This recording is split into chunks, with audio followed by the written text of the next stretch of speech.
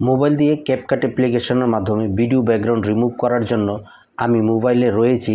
এখানে আমি একটি ছোট্ট ভিডিও পূর্বে রেকর্ড করেছি, যে ভিডিওটির ব্যাকগ্রাউন্ড রিমুভ করে আমি আজকে আপনাদের দেখাবো।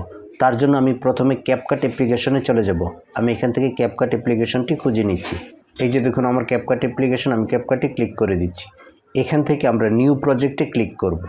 ক্লিক করার পর এখানে আমরা ভিডিওর ব্যাকগ্রাউন্ড রিমুভ করে যে ব্যাকগ্রাউন্ডটিকে দিতে চাই সেটি প্রথমে আপলোড করতে হবে। তার জন্য আমি ফটোতে ক্লিক করে দিব এবং এখান থেকে আমি এই ব্যাকগ্রাউন্ডটি আমার ভিডিওর পিছনে ব্যবহার করতে চাই। আমি এটি সিলেক্ট করে অ্যাডে ক্লিক করব।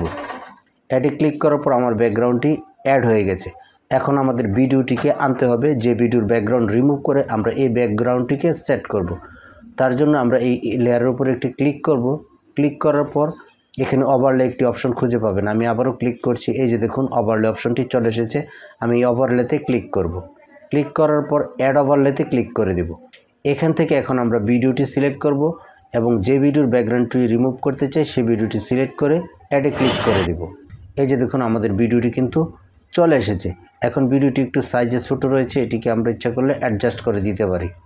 ধরুন আমি ভিডিওটিকে এরকম অ্যাডজাস্ট করে দিয়েছি। এখন আমরা লেয়ার এবং ভিডিওটিকে সমান করব।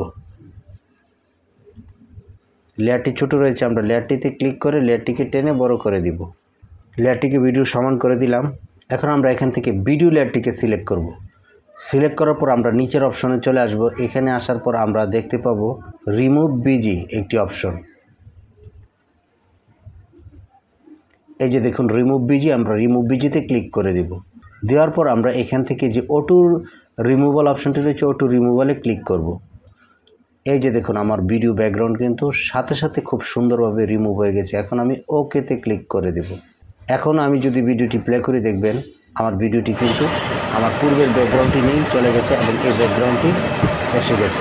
তো এভাবে আপনি খুব সহজেই সুন্দরভাবে আপনার ভিডিওর পিছনে যে কোনো ব্যাকগ্রাউন্ড রিমুভ করে আপনার পছন্দ অনুযায়ী ব্যাকগ্রাউন্ড দিতে পারেন।